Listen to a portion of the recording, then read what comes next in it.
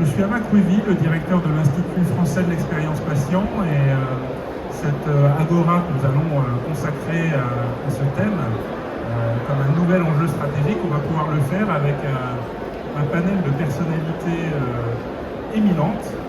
Donc Gérard Raymond, je vous le disais, président de France Asso Santé.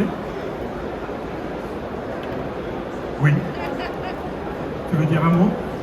Simplement ton plaisir d'être avec nous? Ah oui, ça un plaisir, oui, mais président de France Asso Santé, d'abord, si on fait un sondage, personne ne sait ce que c'est que France Asso Santé. C'est l'Union nationale des associations agréées du système de santé, donc c'est encore au plus vague pour vous.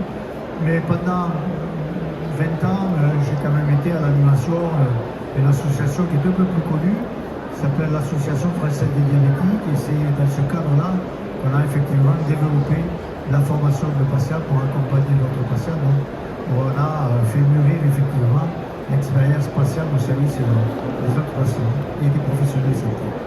Merci beaucoup Gérard d'être avec nous. On a aussi donc la chance d'avoir Pierre Calfon, qui est donc pour encore jusqu'au mois d'octobre, c'est ça, hein, président passé, d'accord, donc le président de CME du centre hospitalier de Chartres. Un petit mot. Merci beaucoup, monsieur Pouilly. Je suis très content d'être ici. Alors, je suis plus présent ici en tant que réanimateur qui s'est particulièrement intéressé à l'expérience patient et aux modalités pour la recueillir dans les soins critiques, davantage que en tant que président de CME. J'ai fait mon deuxième mandat récemment. C'est plutôt pour parler de l'expérience patient en soins critiques. Très bien. On vous donnera l'occasion de le faire. Vous avez préparé une présentation. On a aussi donc le plaisir, la joie d'accueillir mon ami Frédéric Boiron, directeur général du CHRU de Lille. Bonjour à toutes et à tous, merci. Et je suis très heureux d'être là, moi aussi, mais je n'ai pas d'expertise particulière, mais un peu de pratique hospitalière, voilà. Et bien on va en parler justement, puisque ce sujet dont on parle aujourd'hui de plus en plus, savoir comment les établissements de santé, les hôpitaux en particulier, s'en emparent, ça reste une préoccupation majeure. Alors pour le public qui est ici, quand on parle d'expérience patient, il faut se le redire à nouveau, on parle du vécu des usagers du système de santé, on parle de l'angoisse que les patients peuvent avoir au moment de leur hospitalisation, on parle de l'ennui parfois qu'ils vivent à l'hôpital. On parle aussi de malades chroniques qui ont une interaction avec le système de santé mais qui retournent chez eux pour la suite de leur vie quotidienne. Et l'expérience donc se prolonge au-delà des murs de l'hôpital. Tout cela pour dire que prendre en compte l'expérience patient pour améliorer la qualité des prises en charge, ça devient véritablement un enjeu à tous les échelons du système de santé. Et on va aujourd'hui donc en parler de manière à voir comment les différents acteurs se l'approprient et sur quelle dynamique aujourd'hui nous pouvons nous trouver pour faire progresser ce thème, évidemment au bénéfice des patients. Donc, je vais commencer par Gérard Raymond, en tant que président de France Asso Santé, et puis il l'a dit, hein, il est le représentant des associations d'usagers de santé. Ce thème de l'expérience patient, depuis la loi du 4 mars 2002, on a beaucoup focalisé notre attention sur les droits des usagers.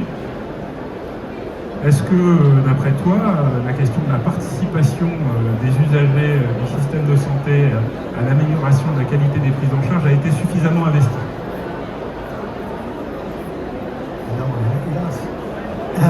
Hélas, on s'est beaucoup focalisé au début des années 2000 et un peu moins, un peu avant, dans le cadre des États généraux sur la santé en 1999, qui a fondé effectivement cette loi du 4 mars 2002 sur les droits des patients, la représentation des usagers de la santé. On s'est beaucoup focalisé donc sur cette représentation-là institutionnelle.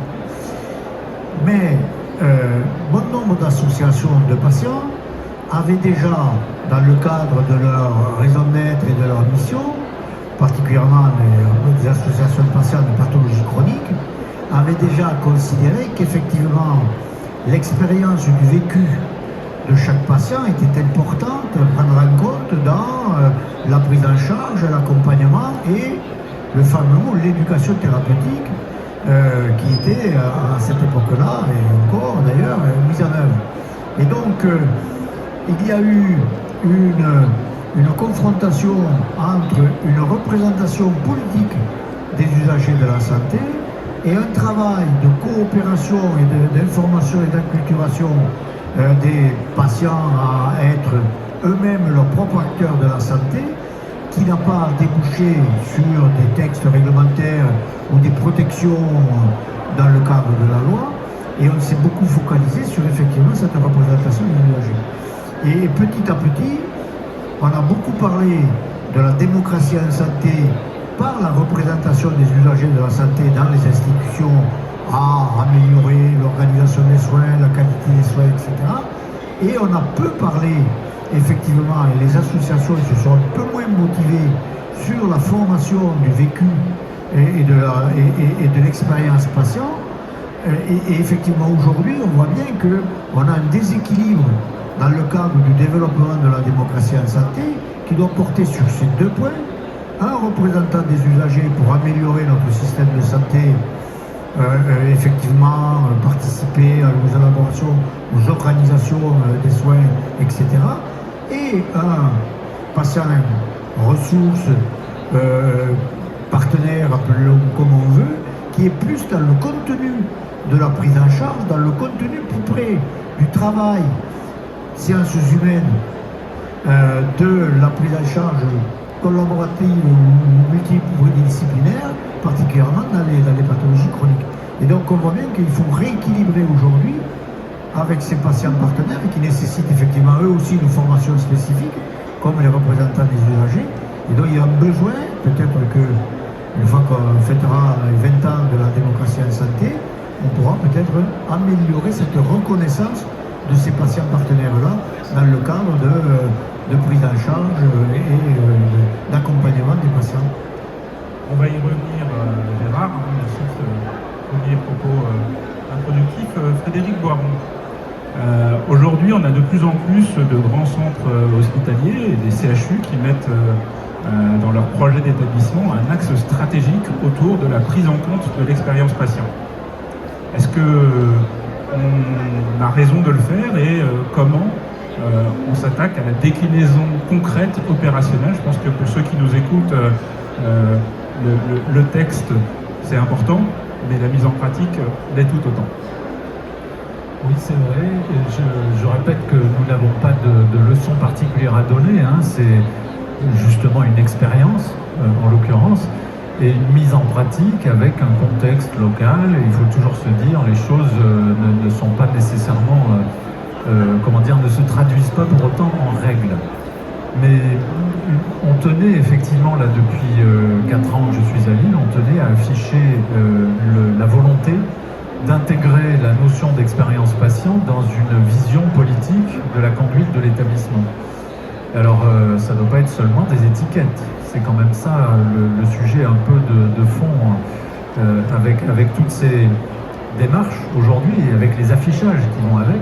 Mais en tout cas, l'expérience patient a été intégrée aux responsabilités de la direction de la qualité et des relations avec les usagers, et d'ailleurs ces directions qualité, risque et expérience patient. Donc c'est les vigilances, toutes les vigilances, la qualité, le processus d'assurance qualité, les relations avec les usagers et l'expérience patient. C'est d'ailleurs quelque chose qui a bien plu localement, autant que je puisse le dire à leur place, aux usagers, aux représentants des usagers et aux partenaires patients que nous avons. Ils ont été assez satisfaits qu'on affiche cette organisation-là et cette intention. Ensuite, derrière, il faut faire des choses. Alors on fait des choses, je pense que tout le monde fait. J'ai vraiment, je le dis, j'ai le sentiment que l'on est tout à fait ordinaire. Nous avons des patients traceurs, comme tout le monde, je pense, aujourd'hui. Nous avons des patients partenaires avec lesquels on fait le parcours à l'intérieur de l'ensemble du campus du CHU, qui est assez grand, et avec lesquels on essaye de repérer dans même le parcours intérieur dans ces 60 hectares et les 10 hôpitaux, les points de difficulté ou les points d'amélioration possibles, mais ressentis par le patient, vus par le patient, pas par un professionnel de, que sais-je, la signalétique ou la logistique. On le fait aussi sur les parcours à l'intérieur de nos établissements, notamment on a un patient qui nous aide sur le parcours en orthopédie, avant, pendant, après l'hôpital. C'est aussi le savoir expérientiel, comme on dit, du patient, puisque on travaille avec certains patients, je vous dis les choses un peu en désordre, je vous prie de m'excuser, mais on travaille avec certains patients dans le centre de formation par la simulation, Présage, qui est un assez gros centre, il y en a d'autres en France, hein, mais il y a un assez gros centre à Lille, et avec des patients là aussi, pour élaborer des programmes, mais aussi faire des formations d'ailleurs, dans cette approche aussi qui est nouvelle vis-à-vis des professionnels, hein, jamais la première fois sur mon patient, ça fait partie du sujet hein, de cette expérience partagée. Voilà, enfin c'est des choses relativement concrètes, pas toujours des choses spectaculaires, il faut aussi pouvoir faire des petites choses. Vous parliez de la réanimation, l'expérience patient et entourage en réanimation, c'est majeur, il faut qu'on arrive à le partager dans ce cadre-là, avec des représentants, pas forcément uniquement les représentants institutionnels, voilà, qui ont toute leur importance, hein, mais qui ne sont pas les seuls partenaires de ce type de démarche. Merci beaucoup Frédéric. Effectivement, c'est une expérience à Lille parmi d'autres, mais pour voyager beaucoup en France et avoir plusieurs interlocuteurs parmi les dirigeants d'établissements, tous ne s'y sont pas encore mis, donc voilà, bravo déjà de commencer. Et même modestement, je crois qu'il y a un enjeu aujourd'hui, avoir cette stratégie des petits pas dont tu viens de parler. Et je crois, et c'est la transition peut-être pour donner la parole à Pierre Calfon, que c'est un sujet qui concerne tout le monde. La direction générale d'un établissement doit s'impliquer et traduire cet affichage ou cette volonté politique et l'encourager de manière concrète. Mais il faut aussi que ça puisse toucher l'ensemble d'une communauté médicale et en particulier sur un secteur d'activité comme les soins critiques. Ça représente, on l'a vu avec le Covid-19 récemment, un enjeu peut-être particulier qui est Calfon.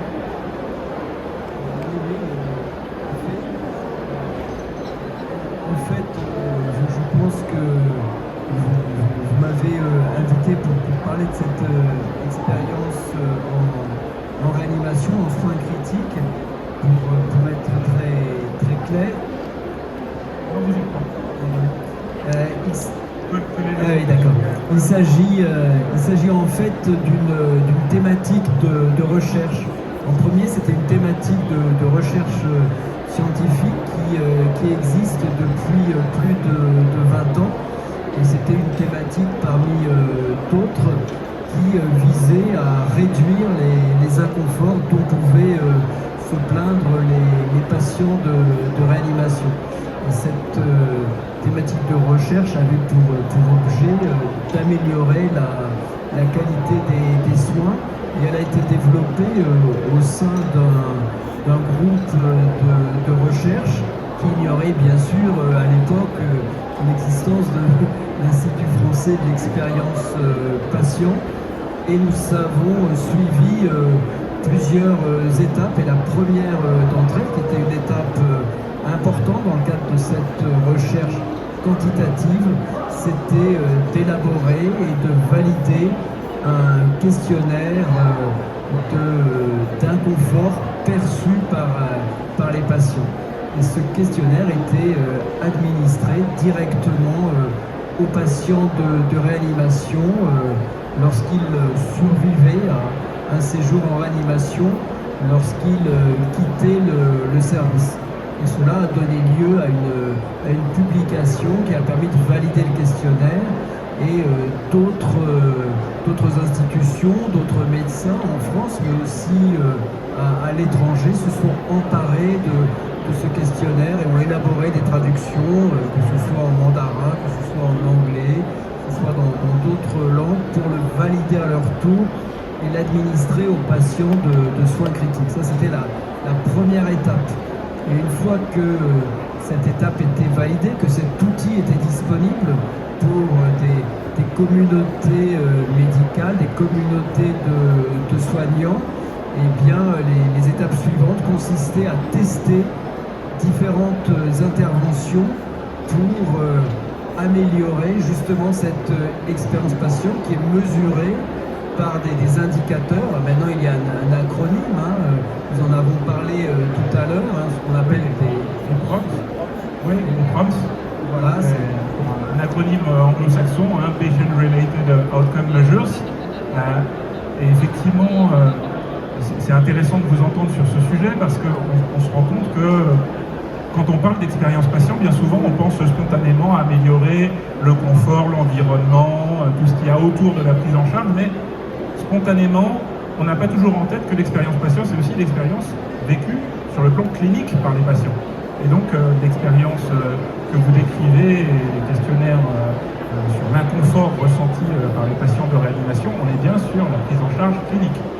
Tout à fait, tout à fait. Et ce questionnaire est sans trop entrer dans les détails, un questionnaire à différents items qui a d'ailleurs été modifié, qui a été amélioré avec l'intégration d'items supplémentaires, permet d'explorer des inconforts tout aussi variés que la douleur, la soif, la faim, le manque d'information, l'isolement, la limitation des visites, donc qui recherche à la fois des inconforts physiques et psychiques, et il permet à chaque établissement, quelle que soit sa taille, quel que soit son statut juridique, établissement concerné par les soins critiques, de tester n'importe quelle intervention et d'en mesurer les conséquences bénéfiques directement auprès des patients.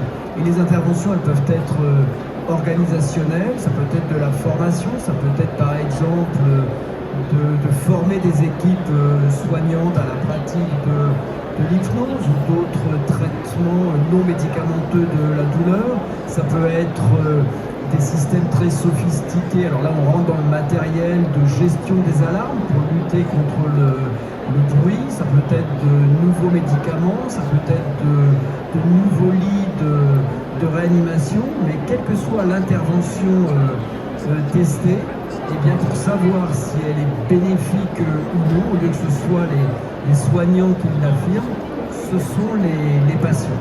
Et l'étape actuelle que nous menons est maintenant de mesurer l'impact à distance de la réduction des inconforts. Donc là, c'est le travail actuellement, et notamment la possibilité qu'un programme, c'est vrai que je suis passé rapidement là-dessus, puisque dans les interventions que nous avons testées, celle-là particulièrement, qui a donné lieu à des publications, c'est un programme que je pourrais détailler de réduction des inconforts basé sur l'administration du questionnaire. Eh bien, nous avons montré qu'effectivement, cela réduisait les inconforts perçus, améliorait donc l'expérience patient, et actuellement, nous voulons aller au-delà. Et nous voulons essayer de démontrer qu'un programme de réduction des inconforts peut aussi améliorer, réduire la morbidité psychiatrique à l'issue d'un séjour en réanimation, ce dont vous avez dû entendre parler avec notamment l'apparition de troubles anxieux, dépressifs, voire d'authentiques troubles de stress post-traumatique. Ce que vous nous dites en quelque sorte, c'est que travailler à l'amélioration de l'expérience patient, c'est pas simplement un service qu'on rend pour le bénéfice, le confort, la qualité de vie des patients, c'est aussi quelque chose qui va avoir un impact sur l'amélioration clinique des résultats de santé des patients. Et ça, c'est vrai que vous êtes en train de le démontrer dans votre discipline, et on voit à travers des études, notamment en cancérologie, qu'il y a également des résultats favorables pour des équipes qui travaillent à l'amélioration de l'expérience patient, qui se traduisent par des résultats cliniques améliorés. Donc merci pour ça. Je reviens à Frédéric Boiron et à la question du déploiement d'une démarche autour de l'expérience patient, parce qu'on est entre nous et on est entre personnes convaincues, mais je ne voudrais pas qu'on donne le sentiment non plus que tout cela est facile, qu'au sein des équipes tout le monde est est partant et qu'il suffit de prononcer le mot expérience patient pour que d'un coup, il y ait un alignement de tous les acteurs. Est-ce qu'il y a, est-ce que toi tu l'as ressenti au niveau du CHRU de Lille, un enjeu de mobilisation des personnels autour de ce thème et comment on s'y prend pour le faire? Alors j'ai envie de dire que la plupart des hospitaliers, j'espère en tout cas, les hospitaliers publics, c'est évidemment mon penchant préféré depuis 30 ans, mais aussi ceux de Lille, alors que je suis un gars du Sud-Ouest, hein, donc je ne fais pas du chauvinisme, sont par nature intéressés aux patients, s'intéressent aussi à la situation humaine, individuelle des personnes qu'ils prennent en charge. Voilà, ils n'ont pas un travail qui est essentiellement mécanique, sans être critique à ce titre, hein. Mais je pense qu'il y a un intérêt naturel. Et c'est une des raisons qui font, enfin c'est peut-être un lieu commun, mais c'est une des raisons qui font que la motivation pour nos métiers, elle a un bon fond. Donc on s'appuie sur un bon fond. Mais il faut bien dire qu'il y a aussi des préjugés communs, mutuels, et peut-être aussi des distances. Quand un patient est appelé à aller avec nous intervenir dans un service, il peut avoir un préjugé et se dire on va mal me recevoir, ils vont me prendre pour un imbécile, je connais pas la spécialité, je leur casse les pieds, etc. Ou alors, ils sont corporatistes, ils veulent pas écouter. On a ce genre de préjugés. Dans l'autre sens, les professionnels peuvent avoir aussi des préjugés, c'est normal. On vient nous compliquer encore la vie, on vient nous dire comment on doit faire, on vient nous remettre en cause comme si on ne savait pas faire, etc. Et donc une des choses contre lesquelles il faut non pas lutter, mais en tout cas s'armer et auquel il faut s'attendre, c'est avoir besoin de temps pour dissoudre ces espèces de préjugés mutuels dans la rencontre. Et donc on crée des moments, des lieux, et puis on essaie d'utiliser des outils. Alors il y a des choses toutes bêtes, mais s'habituer à une préoccupation, c'est aussi donner à tous nos pôles, une fois par mois, un tableau de bord expérience patient. Et ça, c'est la direction qualité expérience patient qui le fait et qui donne à chaque pôle, tous les mois, un tableau de bord qui essaie de tracer les deux dimensions, hein, le recueil d'avis, les questionnaires de toutes sortes, qu'ils soient spécifiques ou très professionnels, ou qu'ils soient un peu plus spontanés. On a tous ce genre d'outils. Et puis, le savoir expérientiel, moi je mets sous ce terme, mais aussi des parcours. Donc, qu'est-ce que certains patients nous aident à faire sur la transformation du bloc pédiatrique, par exemple. Voilà, et ça fait partie de ce tableau de bord qui est suivi aussi par un groupe commun, patients et professionnels, à qui il est demandé de suivre la mise en œuvre du projet d'établissement et la dimension expérience patient dans le projet d'établissement, puisque c'est un des axes politiques de notre projet d'établissement. Voilà, donc ça aussi c'est des petites choses, mais c'est s'habituer petit à petit, s'habituer et se rendre compte qu'il y a de l'intérêt mutuel et qu'il n'y a pas forcément du reproche mutuel, parce que moi je le dis pour les professionnels, hein, on est quand même dans un monde et une société où on nous tombe dessus au premier incident, tout le temps, on n'entend parler que de problèmes. On entend aussi dire partout que l'hôpital est au bord du gouffre, qu'il va s'effondrer, ça fait 20 ans qu'on l'entend. Bon, heureusement, on ne s'effondre pas autant de fois qu'on le dit, mais c'est quand même une des réalités. Et donc, il faut lutter contre la prévention qui peut en revenir, et il ne faut pas reprocher ça aux hospitaliers. Ils peuvent parfois se défendre un peu par avance, et notre objectif, c'est pas de leur faire la leçon, c'est de leur montrer à eux aussi comment c'est utile pour eux. Voilà, donc c'est d'avoir du temps pour ça, il ne faut pas se précipiter. Ok, donner du temps. Alors ça, pour en avoir parlé quelques fois avec toi Gérard, donner du temps, est-ce qu'on a le temps? Est-ce que les patients, est-ce que ce sujet de la prise en compte du vécu qui peut se manifester parfois de manière tendue dans des relations entre usagers et patients. Je vais juste prendre un exemple avant de donner la parole. On a connu là pendant la crise sanitaire, particulièrement d'ailleurs dans les soins continus et en réanimation, des distorsions avec des familles qui à certains endroits du territoire ne pouvaient pas accéder à leurs proches, voilà, pour des raisons affichées comme des raisons strictement de sécurité sanitaire. Et pourtant, les équipes de réanimation dans beaucoup d'endroits ont trouvé des protocoles qui ont permis la visite de patients. Quelque part, est-ce qu'on a le temps de s'appuyer sur l'expérience des patients pour faire progresser la qualité des prises en charge?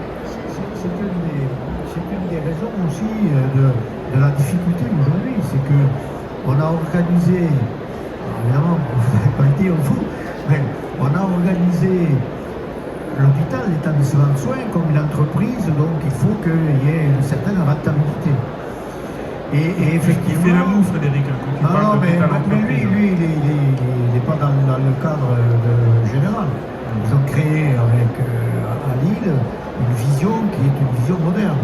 Tous les hôpitaux et tous les établissements de soins ne sont pas dans cette vision-là.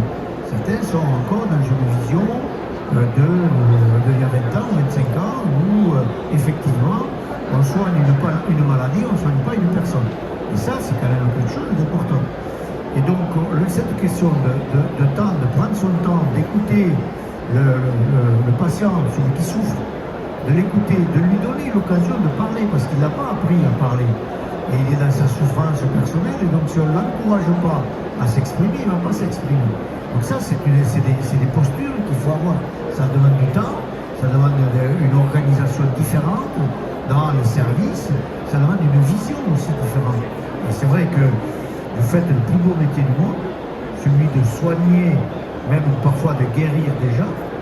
Et ce qu'on a pu constater, c'est qu'à certains moments, vous-même, vous pouviez vous interroger sur le sens de votre mission. Et c'est vrai que la crise l'a démontré, mais même avant, on savait que les tensions qu'il pouvait y avoir dans le milieu des soignants et dans les établissements de soins. Donc c'est cette notion de temps, d'organisation, de relation qu'il peut y avoir entre les soignants et les soignés qu'il faut rétablir. Et donc vous, évidemment, vous l'avez fait. Aucun texte ne l'oblige, hein, et donc on peut continuer comme avant. On peut mettre le questionnaire ISATIS pour savoir si la soupe a été chaude, tout va bien, et puis on continue. Voilà, tout va bien, voilà, la certification et tout va bien. Donc effectivement, moi je suis toujours surpris, malgré mes longues années de militantisme à ce niveau-là, qu'on découvre l'expérience patient, qu'on dise il faut demander au patient ce qu'il en pense, comment on pourrait faire avec lui, etc. etc. Ça devrait être la raison d'être la primaire du soignant. Donc voilà, après je ne vais pas accuser les soignants, je ne vais pas accuser l'organisation. On est aujourd'hui revenu dans une meilleure situation de compréhension et de travail ensemble. Il faut arriver à continuer, à poursuivre effectivement cette coopération, pas une acculturation de l'ensemble de nos concitoyens, que quand ils rentrent dans un milieu hospitalier ou dans un établissement de soins, eh bien, il ne faut pas qu'ils hésitent à poser des questions, à interroger, même si le premier contact est un contact parfois un peu violent. C'est normal, on est dans la souffrance et on n'a pas demandé à être là, hein, on préférait être ailleurs. Il n'empêche que derrière cette violence, il y a une souffrance. Et cette souffrance-là, il faut que vous nous aidiez effectivement à la travailler et à la faire sortir. Donc c'est tout cela qui est important, et je trouve que dans une réorganisation de notre système de soins, de notre système de santé, dans une co-construction avec l'ensemble des acteurs, et particulièrement des soignants, c'est dans cette direction-là qu'il nous faut aller, donner du sens aux soignants et donner du sens à la participation des usagers de la santé, à trouver des solutions pour eux-mêmes, mais aussi pour l'ensemble de la communauté qu'ils peuvent représenter. Vous qui êtes tous les deux hospitaliers, quand vous entendez Gérard Raymond, est-ce que vous vous dites que finalement c'est aussi votre responsabilité que d'encourager les patients, leurs familles, les usagers à s'exprimer davantage, ou est-ce que vous vous dites on a déjà fort à faire à convaincre nos collègues médecins, soignants, directeurs au sein des structures, et déjà si eux on pouvait les préparer à être davantage dans cette relation de co-construction ou tout simplement d'écoute, on aura déjà accompli notre mission. Ce que je voudrais dire, c'est que Je suis totalement convaincu que interroger les patients pour recueillir leur expérience est une activité totalement naturelle pour les soignants que nous sommes. Médecins, non médecins, c'est, je pense, du même ordre que d'interroger un patient, ses proches, pour établir un diagnostic, pour suivre le patient. Et à un moment donné, interroger le patient pour recueillir directement son expérience, cela doit être absolument naturel et ça n'est ensuite en aucun cas une perte de temps. Il faut développer des approches rationnelles, faisables. Peut-être que dans d'autres circonstances, j'aurai l'occasion de présenter précisément le programme que nous avons mis en place, mais cet aspect de faisabilité était aussi très important. Dans les mots de monsieur Gérard Raymond, ce que j'ai remarqué, c'est vrai que je voulais le partager avec vous. Si vous avez bien entendu, il a évoqué la température de la soupe qui est mesurée dans le questionnaire ISATIS. Et effectivement, je suis un peu surpris par le contraste entre cette plus ou moins obligation de mesure de cette perception-là, qui est tout sauf une perception médicale. Ça ne repose sur aucune validation scientifique et ça pourrait d'ailleurs entraîner des comportements qui seraient pas nécessairement adaptés pour améliorer l'expérience patient, mais tout simplement pour soigner un indicateur. Et là, je profite finalement de cette tribune pour que d'autres évaluations beaucoup plus importantes, qui ont beaucoup plus de sens, soient développées et encouragées dans nos établissements. Et c'est très important d'avoir une démarche scientifique. Et je pense que même dans ce domaine, qui peut peut-être paraître très qualitatif, et bien même dans ce domaine, cela se mesure. C'est ce que nous avons mis en place. L'expérience patient, cela se mesure. C'est ce que vous avez rappelé, monsieur Guévi, avec les PROMS. Et lorsque vous mesurez, c'est la première étape. Pour vous améliorer, il faut d'abord mesurer. C'est vrai que, c'est naturel. On aimerait être encore plus encouragé pour que cela se développe. Vous avez compris tout le bien que je pense de ce questionnaire-là, évidemment.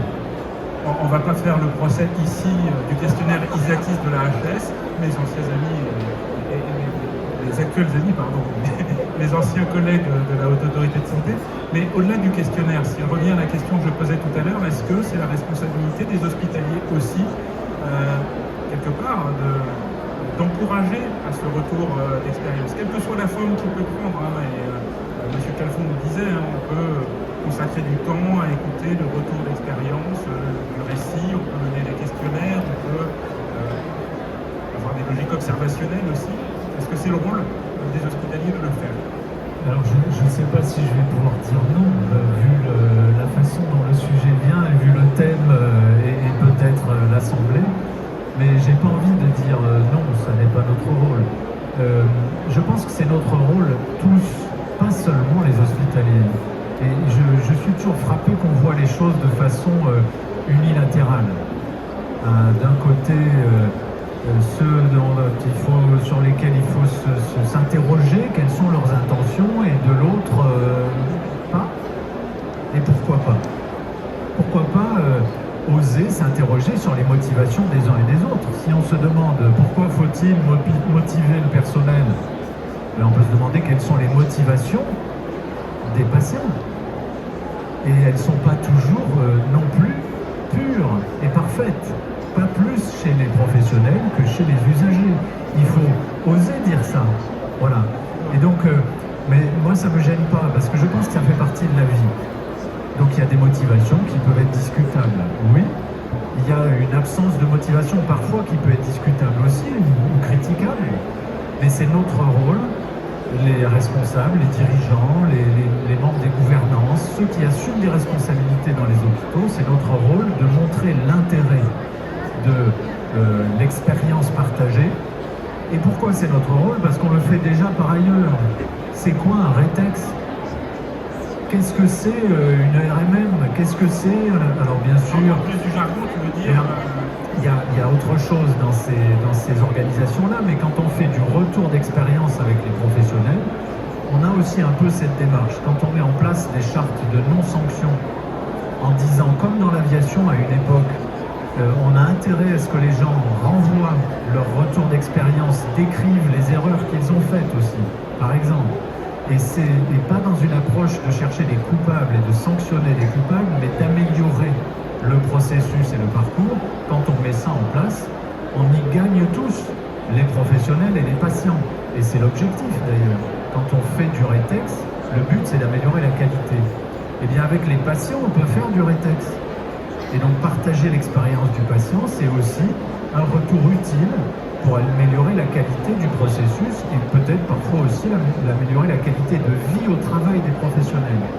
Donc c'est pas uniquement aller chercher est-ce qu'on travaille bien, est-ce qu'on pourrait pas travailler mieux, et qu'est-ce qu'on pourrait faire mieux pour les patients, etc. Il y a ça, mais c'est aussi comment on pourrait travailler mieux pour nous-mêmes. Donc moi ce que j'essaye de dire toujours, c'est que ça doit être partagé, ça doit être bilatéral, ça doit être gagnant-gagnant, si on veut prendre un slogan un peu trop utilisé, mais ce n'est pas de la culpabilisation. Voilà. Donc je suis toujours très attentif à cet aspect des choses parce que je comprends encore une fois que les personnels puissent parfois être réactifs quand on voit mais parfois la violence aussi de certaines choses qui leur sont renvoyées, alors que la vie quotidienne peut être très difficile aussi dans un service. Alors elle l'est pour les patients. On n'oublie jamais ça. Un patient, vous l'avez très bien dit, il n'a pas choisi d'être malade, hein, mais aucun de nous. Donc ça, bien sûr. Donc le vécu du patient, il peut être douloureux et on doit en tenir compte. Eh bien, je dis un petit peu la même chose de votre côté. Finalement, vous comprenez ce que je veux dire. Voilà. Mais c'est notre rôle de faire avancer ce chemin-là, oui. Très bien. Merci beaucoup, Frédéric. Je voulais quand même revenir sur ce que disait Pierre Calfon juste avant. Il disait c'est naturel, au fond, pour nous, soignants, d'écouter le retour d'expérience des patients, les entendre s'exprimer sur ce qu'ils ont vécu. C'est pas vraiment l'expérience que j'en ai. J'ai rencontré quand même beaucoup d'hospitaliers ces dernières années qui nous disent 15 ans, 20 ans, 25 ans de carrière, on ne s'est jamais trouvé en situation d'écouter les patients autrement que dans le cadre clinique. Bien sûr qu'on écoute les patients, mais on les écoute s'exprimer sur leurs symptômes, sur leur historique, sur leurs allergies, on essaie de les soigner au mieux.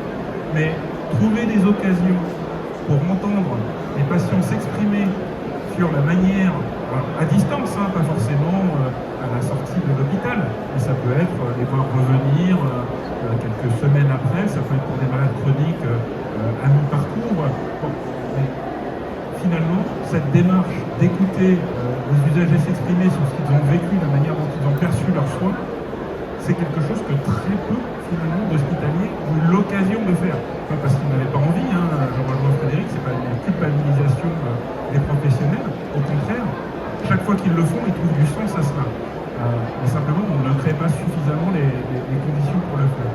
Donc peut-être pour terminer, puisqu'à un moment il va bien falloir terminer cette agora, on entre dans une période électorale dans peu de temps. Quelle serait selon vous la proposition, les propositions, mais on a peu de temps, donc une proposition chacun par exemple, qui pourrait être mise en œuvre pour assurer le développement de l'expérience patient et de ces retours d'expérience des patients. Cette proposition, elle peut aussi bien être à destination interne, hein, pour les professionnels de santé eux-mêmes, que pour la communauté tout entière, les citoyens, ce qu'on peut trouver pour justement les encourager à être davantage en situation de partager leur expérience. Donc Gérard, on va commencer par quoi? Ah oui, c'est quand même un vrai chantier, mais je pense que une seule proposition. Oui, une proposition, c'est de mettre en place des critères co-construits d'évaluation. Mais avec une évaluation telle que vous l'avez dit, c'est-à-dire pour améliorer les pratiques.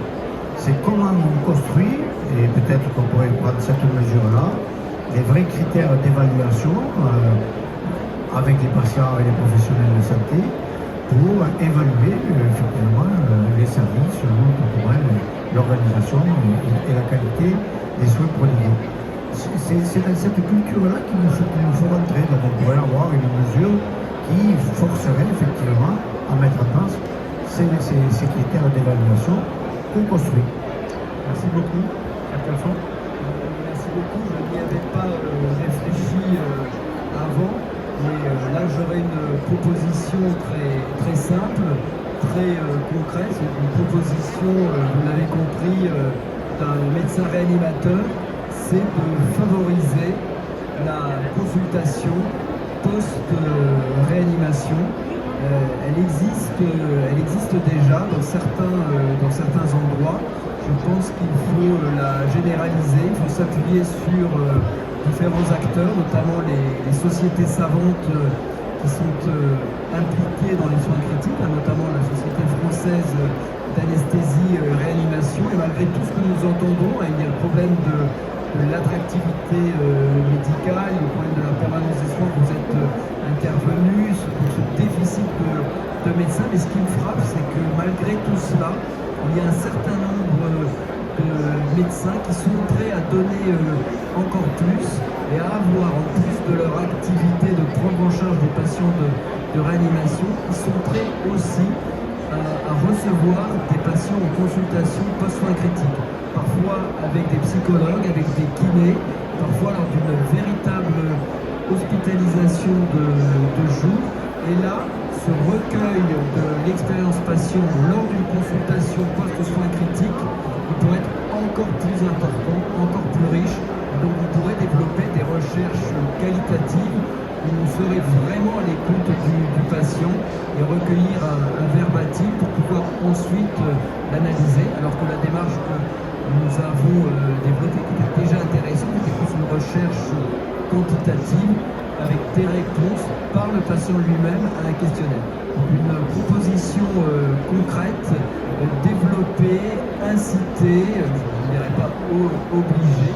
Il faut que les directeurs d'hôpitaux ouvrent dans leur plateau de consultation externe de consultation pour les réanimateurs, qu'ils ne les réservent pas qu'à des chirurgiens ou à des spécialistes, pour pouvoir revoir les patients. C'est extrêmement fédérateur et ça donne du sens aux actions que nous avons dans les soins critiques. Vous avez compris que je parle du point de vue des soins critiques. Merci. Frédéric. Eh bien, moi je trouve ça intéressant, là, justement, je saisis la balle et je réfléchissais en vous écoutant. Vous devez connaître certainement, mais à Lille, c'est assez gros, hein, le CHU de Lille. Il y a un hôpital de soins critiques médical, donc médecine intensive et réanimation, ça y est, j'y arrive. Donc c'est un de nos hôpitaux avec 90 lits de soins critiques. Et je pense que c'est intéressant parce que je crois que ça les intéresse justement de faire ça et de voir comment organiser de façon, pardon la tautologie, mais structurée, enfin, un suivi de cette nature. Mais tu ne vas pas t'en tirer comme ça, tu le sais, parce que ça c'est sa proposition à lui. Et moi j'attends la tienne. Voilà, alors j'ai essayé pendant ce temps de réfléchir. Donc, moi je pense qu'il faut qu'il y ait une stratégie dans un établissement. C'est pas des grands mots, hein, pas des choses, des 50 pages de trucs compliqués, intelligents. Non, une petite stratégie simple qui consiste d'ailleurs par commencer par désigner des responsables de ce processus, ce qu'on a essayé de faire à Lille. Et je suis très heureux, moi, de la manière dont s'implique l'équipe qualité, expérience patient dans ce processus. Donc il faut identifier un lieu qui n'est pas propriétaire, mais qui anime cette démarche. Ensuite, il faut de la régularité. Et de ce point de vue, je crois pas mal au lieu de rapprochement. Donc moi, je pense que par hôpital, chez nous, par exemple, parce qu'il y a une dizaine d'hôpitaux dans le CHU, par hôpital ou par pôle, un pôle, c'est 1000 personnes, à peu près. Je parle de personnel. On pourrait avoir un moment de rencontre patient professionnel, un petit peu organisé, parce qu'on ne peut pas faire ça comme ça au hasard, avec des parties qui peuvent être très structurées et d'autres un peu plus au ressenti, mais dans l'échange. Voilà, j'aimerais bien qu'on essaye de faire ça. Il y a déjà des tentatives et on a notamment l'idée d'un séminaire professionnel patient, mais qui évidemment, on serait à l'échelle, pour la première, à l'échelle du CHU. Des portes Mais voilà. ouvertes au Démarrer ça. CHU par pôle. Oui, ou une rencontre. Ou quelque chose où on ne vient pas faire ses courses non plus, Bien sûr. où on ne vient pas faire, mais partager de l'expérience. C'est ça qui est intéressant. Il faut l'organiser un petit peu. Très bien. Écoutez, un grand merci à tous les trois de votre participation. Merci à vous de votre attention. Et puis, rendez-vous bientôt pour le développement de l'expérience passion sur votre site internet www.experiencepassion.